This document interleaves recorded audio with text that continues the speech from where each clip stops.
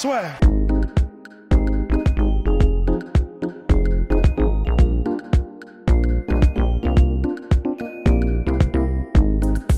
Bonjour à toutes et à tous, bienvenue dans le podcast La Sueur avec Polydomso. Bonjour Polydomso. Bien, Hi. avant d'entrer, avant d'entrer dans le vif du sujet, les petites annonces La Sueur, vous les connaissez? Eh bien, il y a la Nuit Blanche La Sueur pour s'inscrire. Eh bien, donc là, il y a tout le programme avec la Nuit Blanche où ça arrive au milieu. C'est le lien dans la description, seulement par prévente. Un marathon XXL de sport de combat, beaucoup d'autres annonces à venir. Pour le moment, c'est donc Yoka Hammer, Joshua Ruiz 2, UFC Washington, avec en main event Alistair Overeem contre le nouvel espoir de la catégorie heavyweight Jairzinho. Bien, il y aura aussi pour l'instant 2 invités confirmés, Mansour Barnaoui et notre ami Morgan Charrière. Exactement, monsieur Polydomso. Beaucoup d'autres annonces à venir et les inscriptions ne se font que par la prévente. Et toutes mes excuses, parce que normalement vous deviez recevoir un message si vous étiez si vous étiez pré-inscrit. Mais malheureusement, ce message apparaît dans vos spams. Donc, soit checkez vos spams avec le lien pour l'inscription, ou soit allez dans la description, il y a aussi le lien pour l'inscription. Bien, deuxième message, parce qu'on en a 3 maintenant, c'est que nous avons notre sponsor, Polydomso pour le moment, Alsom, parce qu'il n'a toujours pas reçu ces superbes savons de Jetronomy, qui est bien une entreprise qui nous vient de Marseille et qui nous fait des savons naturels, circuit court, de qualité qui est notamment à lutter contre les staphylocoques, mais aussi à beaucoup d'autres choses. Et là aussi, c'est dans le lien de la description pour aller sur leur site. Et enfin, last but not least, et là, ça nous fait énormément plaisir parce que, mon cher Polydomso, on a reçu beaucoup de soutien là-dessus. N'hésitez pas à nous écouter sur toutes les plateformes de streaming pour les podcasts, donc Spotify et iTunes. Et sur iTunes, envoyez les 5 étoiles. Là, franchement, vous déchirez parce que depuis qu'on a fait les demandes, ça monte en flèche. Et ça nous permet de nous encourager et de vous proposer toujours plus de contenu. Bien, maintenant qu'on a fait les réclame. Exactement. Place à Saul Canelo Alvarez qui affrontait Sergey Kovalev le week-end dernier. Donc c'est un super fight, le dernier super fight de l'année. Et pourtant, j'ai l'impression, mon cher Polydomso, que ce n'était pas, même pas le combat le plus important du week-end. Alors, c'est un super fight, on est d'accord. Saul Canelo Alvarez, c'est un mec qui vend, on est d'accord. Le problème, je pense que c'est que ce combat a un peu pâti du fait qu'on n'a plus un Kovalev qui était, je sais pas, dans le pic de sa carrière, on va dire, qui avait eu les défaites, justifiées ou pas justifiées, je rentre pas là-dedans, mais en gros, qui avait eu les défaites face à André Ward et sa défaite du coup, le nom m'échappe, le Colombien. Oui, Alvarez. Alvarez, ouais, pas Eddie Alvarez. Oui, c'est pour ça, oui. C'est One FC, lui. Et donc voilà, et qui commence à avoir un certain âge et qui commence à ralentir. Le combat était superbe, moi j'ai adoré, je m'en suis mis plein les yeux. Mais ça peut expliquer pourquoi il y a eu moins d'attention, on va dire d'un point de vue purement médiatique, sur ce combat, alors qu'on aurait pu penser qu'il y en aurait eu plus. Mais donc voilà. Et donc Canelo qui s'est imposé par KO, alors un KO qui est absolument monstrueux. Et pour ma part, moi, je ne l'avais pas du tout vu venir, parce que jusqu'à ce moment-là du combat, Kovalev faisait jeu égal, sinon menait les débats. Enfin, menait les débats. Quand je dis menait les débats, c'était parce que lui, il avait plus une approche à la touche, entre guillemets. Quand si on fait le scoring au round par round, pour moi, je l'avais à égalité avec Canelo. Alors je sais pas ce que disaient les juges parce que évidemment à chaque fois que c'est pas pour faire la théorie du complot ni rien, mais bon, à chaque fois qu'il y a un A-side avec un mec qui a un peu plus de valeur sur le marché, faut vraiment le battre très nettement pour le battre au point. Surtout Canelo, d'ailleurs. Surtout Canelo, ouais, il a du passif à ce niveau-là. Ceux qui pensent à son combat contre Golovkin le premier ou contre Erislandy Lara aussi, il y a eu des moments où il a eu des combats un peu plus contentieux et le fait qu'il soit le favori semble-t-il jouer. On va pas se mentir. Là, donc je sais pas quelles étaient les cartes, à quel niveau était la notation jusqu'au round 11. Moi, j'avais Kovalev gagnant. Personnellement, je trouve qu'il s'en sortait mieux, surtout je trouve qu'il avait pris un bon rythme. Alors évidemment, il faisait moins mal sur ses coups, les frappes les plus nettes, alors de mémoire, parce que je l'ai vu qu'une fois le combat, mais de mémoire, les frappes les plus marquantes et les plus nettes, c'était Canelo qui les avait, mais celui qui travaillait mieux en combinaison et qui avait le plus grand contrôle du combat, je trouve quand même que c'était Kovalev. On est d'accord. Il travaillait très bien à partir de son jab. On sait, c'est un excellent jabber Et il gérait bien l'agressivité. Il avait pris une petite page, je trouve, à Bernard Hopkins.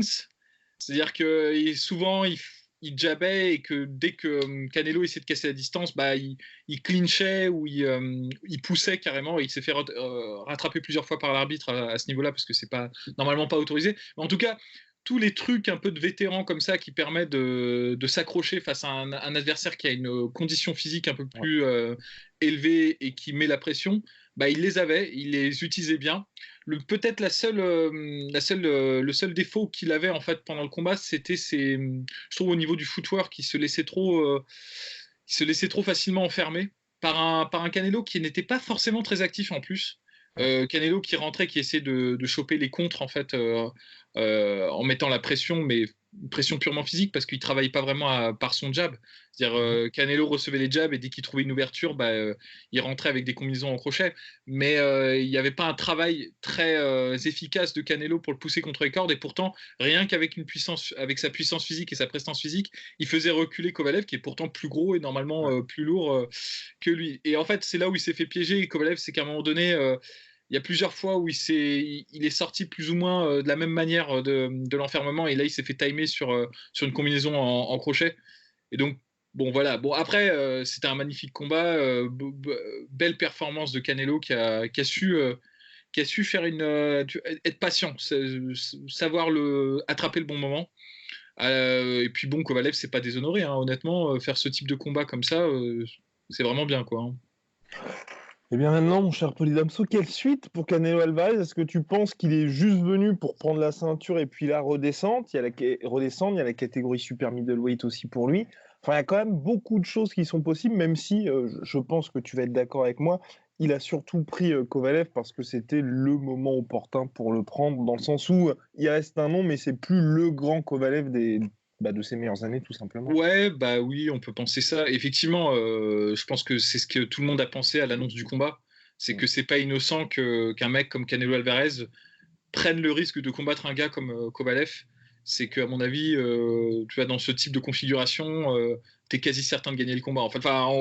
Tu sais parce que sinon il n'a rien à y gagner en fait, Canelo Alvarez. Si ce n'est le fait d'attraper une ceinture dans une catégorie supérieure, mais il y a d'autres combats moins risqués en fait que ça. Donc s'il avait pris ce combat-là, c'est qu'il pensait, je pense à juste titre que Kovalev ralentissait. Je sais pas s'il peut rester dans cette catégorie-là. Pourquoi pas? Après tout, il a, je pense, pris pas mal de masse pour le combat. Moi, j'ai trouvé physiquement qu'il était très impressionnant. Ouais. Après, bon, tout est possible quand on a un staff comme il a lui. Il a les moyens de, s'il veut revenir dans la catégorie middleweight, il va pas être paralysé par ce type de détails. Moi, je sais pas. Honnêtement, je sais pas ce qui est ce que je veux et ce qui apporte le plus pour lui dans sa carrière. Éventuellement, il y a Beterbiev Beterbiev, il est dans la catégorie de Kovalev. Ouais, mais Ah bah, alors là, par contre, s'il le fait, la Canelo, chapeau. Bah, voilà, c'est-à-dire, moi, ça, c'est le combat que je voudrais. Maintenant que j'ai vu qu'il a battu Kovalev, c'est un petit rêve parce que là, Beterbiev, il a éclaté. Enfin, éclaté. Éclaté. Bon, je m'emballe. Il a eu une très belle victoire contre. Merde, l'Ukrainien, j'ai oublié. Oui, complètement, c'était il y a 2 semaines. Grosse. Oh, j'ai pas envie d'écorcher son. Le mec qui a battu Adonis Stevenson. Les gens sont de qui en parlent. Donc il a fait une très belle perf. C'est le mec à abattre dans cette catégorie. C'était pareil, c'était un combat qui était serré, un peu comme là, voilà. En fait, c'est un combat qui ressemble en miroir parce que l'Ukrainien travaillait beaucoup à partir de son jab et se déplaçait beaucoup. Et il s'est fait attraper pareil sur les derniers rounds par Beterbiev. Mais je trouve que Beterbiev du coup dominait un peu plus quand même. Gvozdyk, enfin bref. Mais ouais. Mais dans la configuration d'opposition, ça se ressemblait, mais Beterbiev dominait un peu plus, je trouve, plus sereinement. Et ouais, pourquoi pas un combat contre Beterbiev? C'est un boxeur ultra rugueux, Beterbiev. Et intelligent dans sa façon de faire. Mm. C'est pas le plus beau à regarder, en tout cas pour les puristes, on va dire. Mais ce qu'il fait, il le fait super bien et bah, c'est un tueur. Donc je serais curieux de voir si Canelo va prendre ce genre de risque. Je pense Non, pas personnellement. ouais, je pense pas. Parce Le qu'il va problème de Beterbiev, c'est qu'il est un dans son prime sportivement, et deux, c'est pas, je pense, pour Canelo, un nom suffisant où il peut se dire, bah, si je dois perdre une deuxième fois dans ma carrière, bah, autant perdre contre un mec qui va me rapporter beaucoup d'argent. Là, ça restera lui le A-side. Enfin, forcément le A-side, mais je Ouais, dirais bien de sûr. très loin. Ouais, non, il a honnêtement, objectivement, là je te disais ce que moi j'aimerais voir parce On que aimerait tous le voir, hein, franchement. j'adore Canelo Alvarez. Honnêtement, je trouve que c'est un boxeur qui est ultra propre et qui bah, c'est toujours le problème en fait avec les boxeurs. En fait, on n'est jamais satisfait. C'est-à-dire si tu as un boxeur qui est très très bon mais qui est pas médiatique, bah, il n'aura jamais les bons combats Ouais. parce qu'il n'aura pas la traction nécessaire pour les avoir. Et si tu as un boxeur qui est très très bon mais qui est très très médiatique, bah, il choisit ses combats aussi. Donc il peut avoir de très beaux combats, ça peut arriver. Et ça dépend du bon vouloir de son équipe et des intérêts aussi qu'il y a derrière. Donc il n'y a pas de solution optimale. Moi, très certainement, c'est ce que je voudrais voir aujourd'hui. Après, il y a de très beaux combats aussi en middleweight s'il décide d'y retourner, hein, ça c'est clair. Hein. Ouais. Non, complètement. En tout cas, le champ est libre pour Canelo Alvarez, qui peut Clairement. vraiment faire ce qu'il veut, hein. Et la revanche contre Golovkin, même Callum Smith, moi j'aimerais bien le voir contre lui.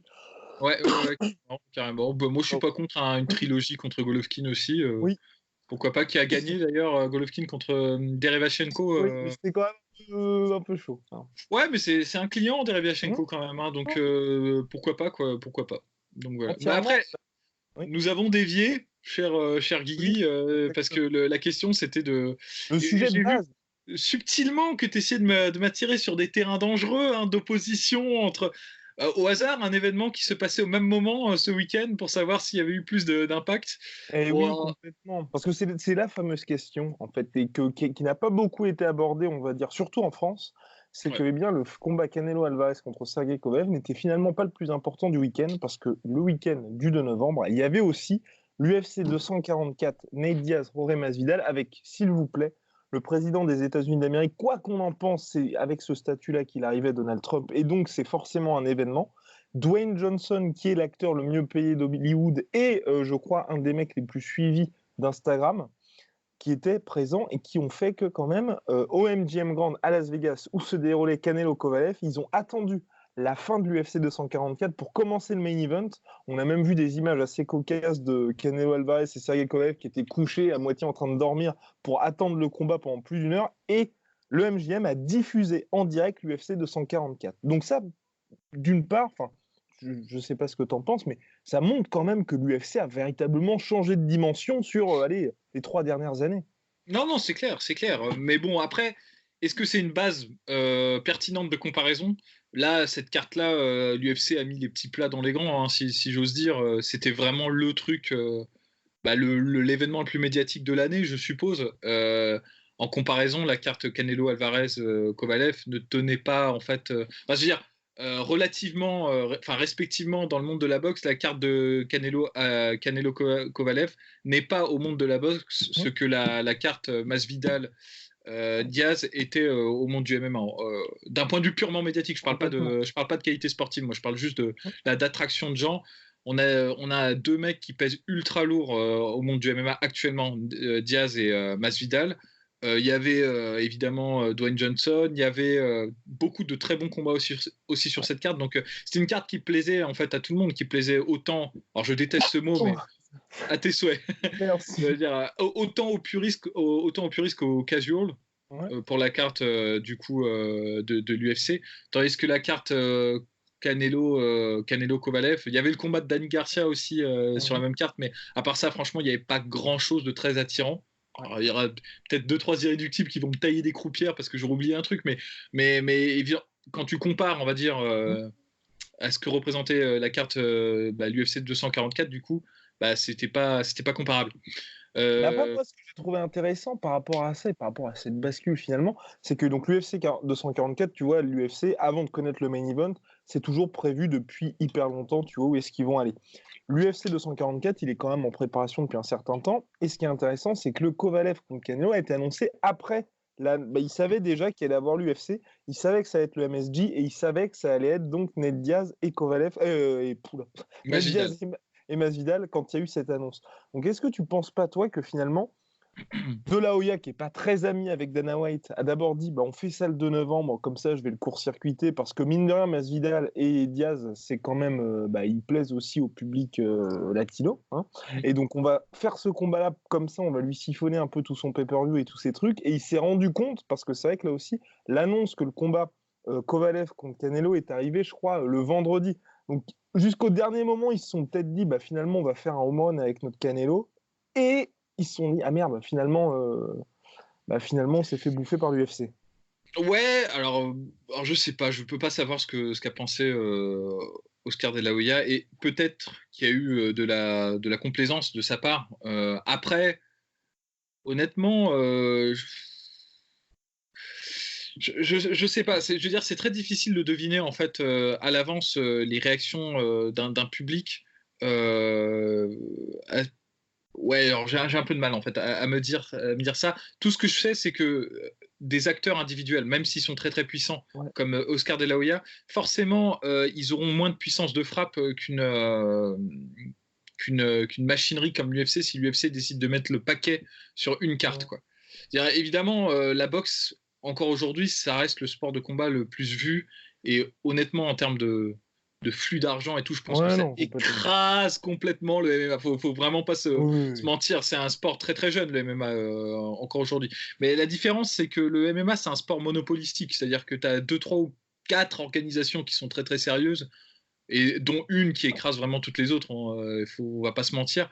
Tandis que la boxe, c'est beaucoup plus éclaté. Il y a beaucoup ouais. plus d'acteurs et trucs comme ça. Donc, forcément, à l'année, je pense que le monde de boxe a un impact médiatique plus important que Mhm. le monde de MMA. Mais après, pris événement par événement, évidemment, dans ce genre de duel, bah, c'est sûr que là, c'est l'UFC qui peut gagner, quoi, qui a ses chances. Mhm. Donc, si on doit retenir une leçon, c'est qu'évidemment, si l'UFC décide de mettre les brosoufs et d'aligner les talbins, tu vois, sur un événement, bah, ils peuvent tenir la dragée haute au monde de la boxe. Et comme la boxe ne fait plus de cartes, enfin, ça fait des années qu'ils n'ont plus fait de cartes, tu vois, genre où tu as 4 combats qui valent vraiment le coup d'être regardés. Hein. Moi, j'adore, hein, je regarde la boxe, mais Ouais. c'est plus un combat ou deux combats, et puis après, le reste, c'est selon, on va dire, des combats pas, enfin, Ouais, on va c'est dire des combats locaux avec des petits, ouais, des gars qui c'est sont ça. là pour, on va dire, aider à remplir plus Meublé, la ouais, salle. exact. Exactement. Mais ouais, non, je suis Euh, entièrement d'accord avec vous, Polydomso. Mais moi, c'est surtout ce qui m'a surpris, c'est le fait pourquoi avoir choisi aussi ce 2 novembre. Parce que le combat a été annoncé assez tard, ils auraient peut-être pu prendre un autre week-end, sachant qu'il y a quand même pas mal de salles à Vegas aussi.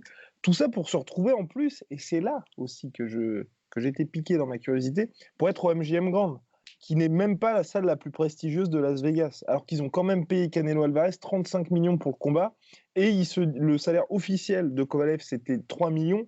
Mais ce qui se dit, c'est qu'il était plus proche, je crois, des 12 millions au total.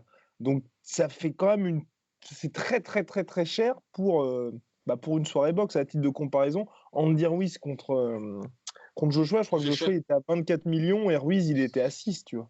Mais Et c'était après, au MSG et tous les yeux étaient rivés sur ce combat-là. ouais. Alors après, moi j'ai une théorie personnelle Ah, sur les De La théories. Hoya, c'est que alors Canelo Alvarez c'est un combattant qui est très bankable, il y a aucun problème, mais je pense pas aussi bankable que De La Hoya le croit. C'est-à-dire que là, très clairement, il s'est dit ouais bon je mets Canelo Alvarez c'est bon.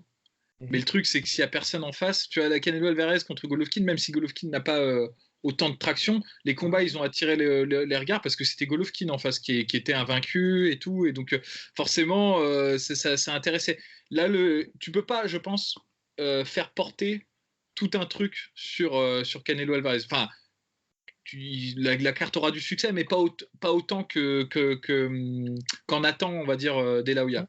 Je pense, hein, c'est juste ma théorie personnelle. Évidemment, c'est un combattant qui attire vraiment l'attention, mais je pense qu'il y a des attentes énormes de la part de la team. C'est Golden Boy, c'est ça ou Ouais, Golden Golden Promotion? Boy. Golden Golden Boy. Ouais. Boy. Ouais. Ouais, parce que D'ailleurs, c'est un combattant qu'ils ont construit depuis très très longtemps. Hein. C'est vraiment un projet, tu vois, au long cours. Hein. Ils sont pas prêts de le lâcher, ils sont pas prêts de. Enfin, mais d'ailleurs, honnêtement, s'il le lâche, parce qu'il y avait des grosses tensions entre Canelo et De La Hoya sur notamment la négociation de ce combat-là, De La Hoya lâche, enfin, Canelo se barre, ils sont pas très bien, je pense. Hein. ouais, bah, Si je me suis plus, hein. c'est leur tête de leur figure de proue. Exactement, leur tête de gondole. Tout à fait, mon cher Tout à fait, mon cher Polydomso. Bien, je pense que nous avons fait le tour sur cette soirée, de boxe. On revient très rapidement avec Polydomso pour un nouveau podcast. Merci à tous de votre soutien. À la prochaine. Soit.